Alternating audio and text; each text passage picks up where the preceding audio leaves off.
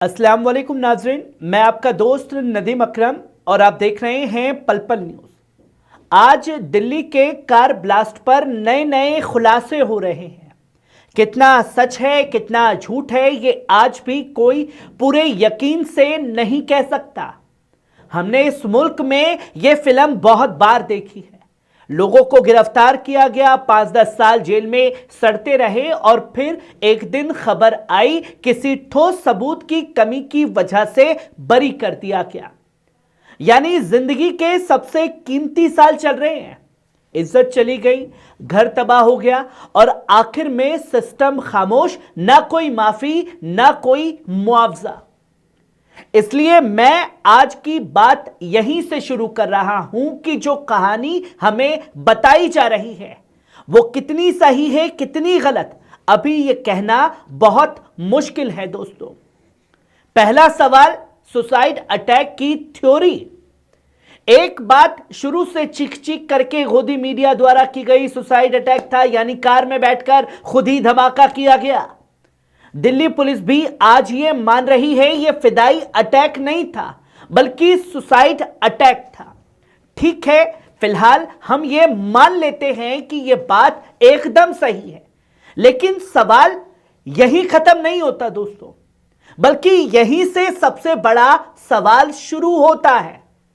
किसने दिमाग तैयार किया, किसने आइडियोलॉजी भरी, किसने उसे यह यकीन दिलाया कि यह काम जन्नत का शॉर्टकट है, और सबसे अहम, किसको फायदा है इस धमाके से, कौन इसके पीछे है।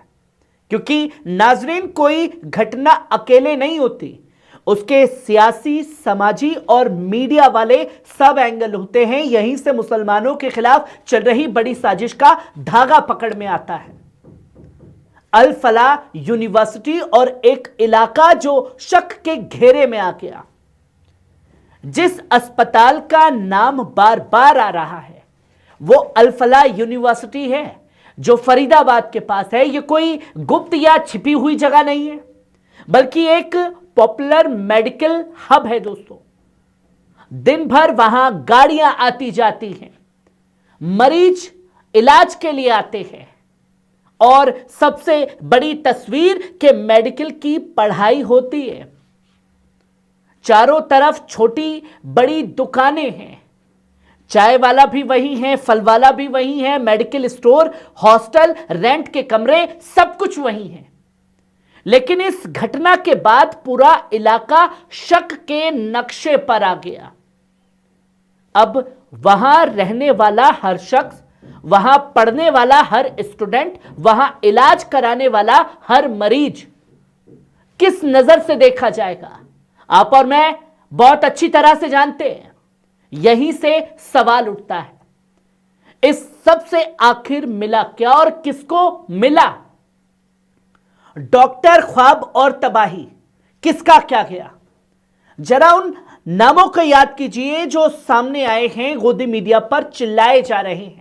Doctor Shaheen Saeed, doctor Muzammil Shakeel, doctor Adil Ahmad Rather जो अनंतनाग का रहने वाला है, और ऐसे कई और नाम हैं।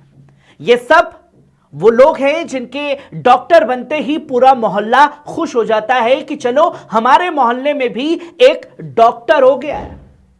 घरों में मिठाई बंटती है, फोन आते हैं, रिश्तेदार फक्र से कहते हैं कि हमारे बच्चे ने एमबीबीएस क्लियर कर लिया है, डॉक्टर बन गया है। आप सोचिए, एक मेडिकल क्लास या lower medical class Muslim family जो जमीन बेचकर, गहने गिरवी रखकर, कर्ज लेकर अपने बच्चे को डॉक्टर बनाती है, आज उस घर पर क्या गुजर रही होगी? कल तक जिसे मोहल्ला सम्मान से देखता था, आज वही घर इंटरोगेशन रेट और बदनामी का निशाना बन गया होगा। पड़ोसी अब भी वही है, लेकिन नजरिया बदल गया होगा। जो लोग कल तक कह रहे थे हमारा बच्चा डॉक्टर है, आज डरे हुए हैं कि पुलिस का अगला नोटिस दरवाजे पर कब आ जाए। कम्युनिटी को मिला क्या? सिर्फ बदनामी। हर मुसलमान पर नए सिरे से शक करने का बहाना, सोशल मीडिया की नफरत को भड़काने की एक और वजह। यही तो है वो साजिश जिसकी हम बात कर रहे हैं। एक इंसिडेंट होता है लेकिन टारगेट पूरे मुस्लिम समुदाय को बनाया जाता है। मुसलमानों के खिलाफ नैरेटिव वार चल रहा है। असली साजिश क्या है नाज़रीन? आज मुसलमानों के खिलाफ सिर्फ कानून या लाठी नहीं चल रही है, बल्कि एक नैरेटिव वॉर चल रहा है। हर बार जब कोई धमाका, हिंसा या ऐसी घटना होती है तो तुरंत कुछ चीजें ऑटोमेटिक चलने लगती हैं। टीवी पर डिबेट्स लंबे लंबे होते हैं, आइडियोलॉजी के नाम पर पूरा इस्लाम कटघरे में खड़ा कर दिया जाता है, सोशल मीडिया पर ट्रेंड चलता है Muslim are terrorist, madrasa terror वगैरह वगैरह, यह सब चल रहा है। कानून की आड़ में यूएपीए, एनएसए, लंबी हिरासत चार्जशीट, कमजोर और पर जेल मजबूत। सालों बाद कोर्ट कहती है सबूत नहीं निकला, मगर तब तक जिंदगी खत्म हो चुकी होती है। यही असली साजिश है, एक घटना को पकड़कर पूरे मुस्लिम समुदाय को संदिग्ध बना देना। हर दाढ़ी, हर टोपी, हर मुसलमान नाम को प्राइम सस्पेक्ट की कैटेगरी में रखना, और जब कोई सच बोलने की कोशिश करे उसे anti national, anti Hindu, Pakistan प्रेमी का तमका लगा देना। यह सब अचानक नहीं हो रहा है, यह एक प्लान पॉलिटिकल प्रोजेक्ट है जिसका मकसद है मुसलमानों को डराकर, चुप कराकर कोने में धकेल देना। दोस्तों, डॉक्टर को जान बचाने के लिए बने, जान लेने के लिए नहीं। डॉक्टर की इज्जत इसलिए कि वो इंसान की जान बचाता है। कहा जाता है पहले खुदा फिर डॉक्टर। खुदा जिंदगी देता है, डॉक्टर कोशिश करता है उस जिंदगी को बचाने की। आईसीयू में पड़ा मरीज जब डॉक्टर को देखता है तो उसकी आंखों में उम्मीद झलकती है। अब सोचिए, जो पेशा आपको इंसान बचाने के लिए तैयार करता है, अगर उसी को खून खराबे की तरफ मोड़ दिया जाए तो यह सिर्फ कानून के खिलाफ नहीं, इंसानियत के भी खिलाफ है। और फिर जब कुछ लोग ऐसा करते हैं तो पूरे मुस्लिम डॉक्टर, पूरे मुस्लिम स्टूडेंट, पूरे मुस्लिम प्रोफेशनल शक की नजर में देखे जाने लगते हैं। यह साजिश सिर्फ मुसलमानों को बदनाम करने की नहीं है, बल्कि तालीम, तरक्की, प्रोफेशनल लाइक उन्हें दूर धकेलने की भी है। किस मजहब में मासूमों की हत्या जायज है? अब सबसे अहम सवाल पर बात करते हैं। दुनिया में कौन सा मजहब, हिंदू धर्म हो, इस्लाम हो, यहूदी, क्रिश्चियन, बौद्ध, सिख, कौन सा मजहब कहता है कि मासूमों को मारो? कोई भी धर्म, कोई भी गुरु यह नहीं कहता। यहां जो लोग मारे गए उनमें हिंदू भी थे, मुसलमान भी, कोई ड्राइवर, कोई मजदूर, कोई दुकानदार, कोई राहगीर, कोई आम शख्स जिनका इस पूरी सियासत से कोई लेना देना नहीं था, रोजमर्रा की जिंदगी के लिए, कमाने के लिए निकला था। इनकी सिर्फ एक गलती थी कि वो गलत वक्त पर, गलत जगह पर मौजूद थे। अब जरा सोचना, जिस काम का नफा किसी को नहीं सिवाय नफरत की फैक्ट्री चलाने वालों के, उसे अंजाम देने वाले असल में किसके लिए काम कर रहे हैं? उम्मत के लिए या नफरत के कारोबारियों के लिए? कश्मीर से सबक बंदूक ने क्या दिया? मैंने सालों से कश्मीर की खबरें, रिपोर्ट, लोगों की कहानियां पढ़ी सुनी है, ग्राउंड से आने वाली चीखें देखी सुनी है। 90 के दशक से वहां आतंकवाद और मिलिट्री दोनों है।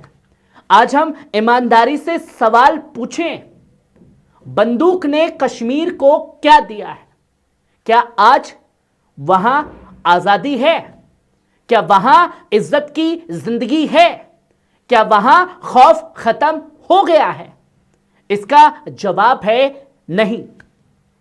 वहां कार्डन एंड सर्च ऑपरेशन होता है, पूरा गांव लाइन में खड़ा कर दिया जाता है, बच्चों की आंखों में खौफ भर दिया जाता है और ऊपर बैठे लोग आइडियोलॉजी और कौमी जज्बात के नाम पर अपनी राजनीति चमकाते हैं।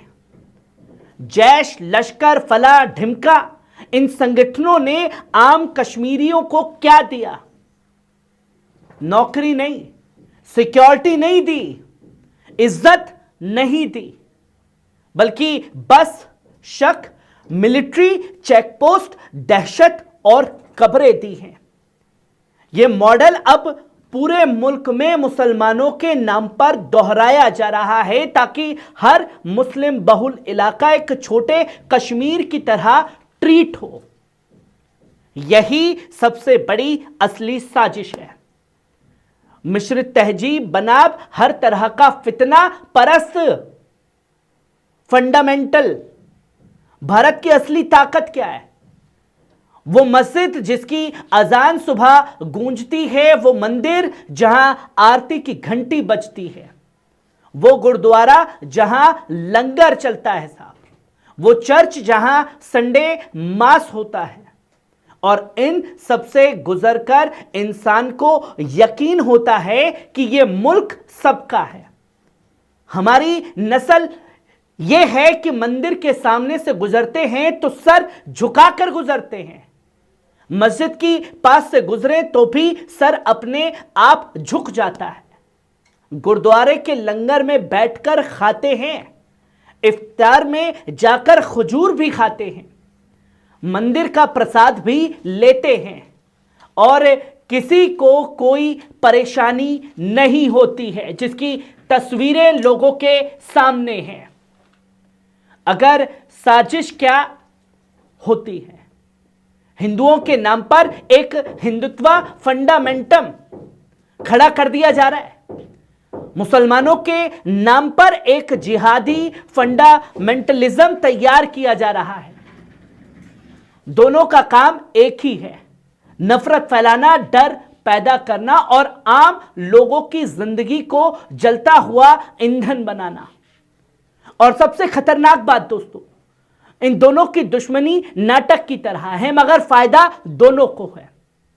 हिंदुत्व फंडामेंटलिस्ट कहते हैं देखो सर मुसलमान आतंकवादी है, जिहादी फंडामेंटलिस्ट कहते हैं देखो सारे हिंदू तुम्हारे दुश्मन हैं। बीच में पिस्ता कौन है? आम हिंदू, आम मुसलमान, आम भारतीय। ये उम्मत बनाम इंसानियत की सबसे बड़ी सीख है दोस्तों। मैंने फलस्तीन की सैकड़ों रिपोर्टों, वीडियोस, कहानी देखी है। गजा में बच्चे मारे गए, घर उजड़ गए, मस्जिदें, अस्पताल, स्कूल, सब पर बम गिरे। हमने हर बार पूछा उम्मत कहां है? जहां जहां मुसलमान हुकूमत में हैं, जहां जहां तेल का पैसा है, जहां जहां अरब की ताकत है, उन्हें गजा के बच्चों की चीख सुनाई क्यों नहीं देती?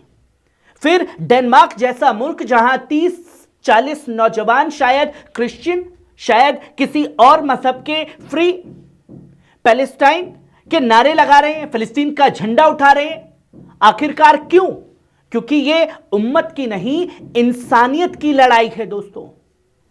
अगर धर्म सिर्फ अपने लोगों की तकलीफ देखे और दूसरों की चीखों पर चुप रहे तो वो धर्म नहीं, राजनीतिक टूल बन जाता है। इसलिए मैं कहता हूं अगर मुसलमानों का भविष्य है तो वो भारत की मिश्रित तहजीब के साथ है, ना कि किसी इंपॉर्टेंट कट्टर बंद सोच के साथ जो आपको यहां अकेला और घिरा हुआ महसूस कराती है। असली साजिश मुसलमानों को या तो कट्टर बनाओ या अपराधी दिखाओ। अब जरा साजिश का मॉडल को समझिए दोस्तों। एक तरफ मुसलमान पर जुल्म, भेदभाव, लिंचिंग, हेट स्पीच, बुलडोजर, गिरफ्तारी, मीडिया ट्रायल, ताकि वो फ्रस्ट्रेट हो जाए, गुस्से में आ जाए। और दूसरी तरफ क्या है? कुछ धार्मिक नेता, ऑनलाइन मौलवी, टेलीग्राम यूनिवर्सिटी वाले उसे कहते हैं तुम्हारी असली पहचान उम्मत है, यह मुल्क नहीं। यह सब तुम्हारे दुश्मन हैं, बदल लो, शहीद बनो। जो कोई नौजवान बेरोजगारी, फ्रस्ट्रेशन, सामाजिक दबाव में इस रास्ते पर चलता है तो मीडिया चीख कर कहती है, देखो हमने कहा था ना, ये तो ऐसा ही है। और फिर क्या तस्वीर? ज्यादा कानून, ज्यादा कंट्रोल और ज्यादा नफरत और ज्यादा मुसलमानों का गेटोलाइजेशन, यही चल रहा है देश में, यही साजिश चल रही है देश में। अब बात करें मां बाप के नाम पर खुला खत, अपने बच्चों को बचाइए। मैं आज पल पल न्यूज के स्टूडियो से हर उस मां बाप से बात कर रहा हूं जो अपने बच्चों से मोहब्बत करते हैं और चाहते हैं कि उनकी जिंदगी इज्जत और अमन से गुजरे। अगर आपको लगे कि आपका बच्चा अचानक जरूरत से ज्यादा धार्मिक हो रहा है, घर वालों से ज्यादा किसी गुरु मौलवी ग्रुप की बात मानने पर लगा हुआ है, तो हर वक्त काफिर, मूर्ति पूजक, जिहाद, दाजी, सनातन, जिलाऊ जैसे शब्द उसके मुंह पर हैं। घर में दोस्तों के बीच हर बात की शुरुआत और अंत नफरत पर होती है। तो प्लीज ऐसे बहुत अच्छा धार्मिक बन गया है कहकर इग्नोर मत कीजिए। उसे अपने साथ बिठाइए, उसे बात कीजिए, उसकी ऑनलाइन कंपनी देखिए, वो क्या सुन रहा है, क्या देख रहा है, यह समझिए। धर्म सिखाइए, नफरत नहीं। कुरान, गीता, बाइबल, गुरु ग्रंथ साहिब, किसी ने भी मासूमों की हत्या को जस्टिफाई नहीं किया है। अगर कोई आपके बच्चे को धर्म के नाम पर नफरत सिखा रहा है तो वो आपका, आपके बच्चे का और आपके मजहब का सबसे बड़ा दुश्मन है। अगर सच में उम्मत से मोहब्बत है तो डॉक्टर बनकर गरीबों का मुफ्त इलाज कीजिए, टीचर बनकर बच्चों को मुफ्त एजुकेशन दीजिए, वकील बनकर जुल्म के खिलाफ मुफ्त केस लड़िए, जर्नलिस्ट बनकर सच दिखाइए। यह है असली खिदमत कौम की।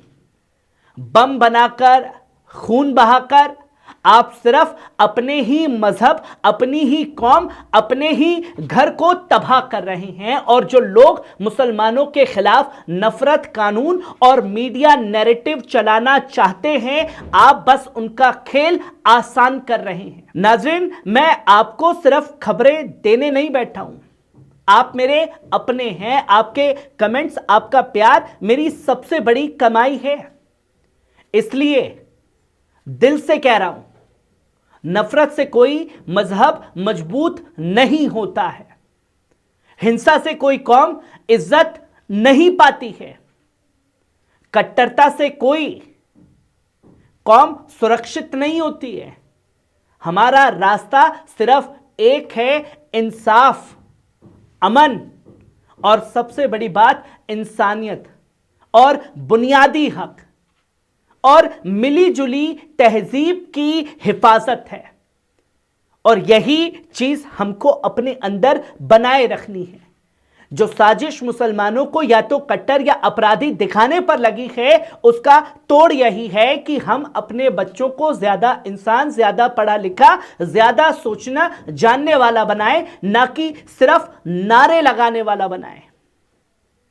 और मैं ये दुआ करता हूं कि ये जो केस है, इसमें अगर किसी मासूम का नाम फंसा है तो उसका सच सामने आए, उसे इंसाफ मिले। और अगर किसी ने वाकई ये जुर्म किया है तो उसे भी कानूनी और इंसानी दोनों मायनों में सख्त से सख्त सजा मिले। मगर इस बहाने पूरे मुस्लिम समुदाय को कटघरे में खड़ा करने की राजनीति हम सबको मिलकर पहचाननी होगी, उसके खिलाफ आवाज भी उठानी होगी और अपने बच्चों को भी बचाना होगा। यही हमारी जिम्मेदारी है, यही हमारी असल लड़ाई है। मैं था आपका दोस्त नदीम अकरम, आप देख रहे थे पल पल न्यूज। कमेंट करके जरूर बताइएगा आप इस पूरे मसले को कैसे देखते हैं। क्या आपको भी लगता है कि मुसलमानों के खिलाफ नैरेटिव वॉर चल रहा है? अपना ख्याल रखिए, दुआ में याद रखिए। शुक्रिया।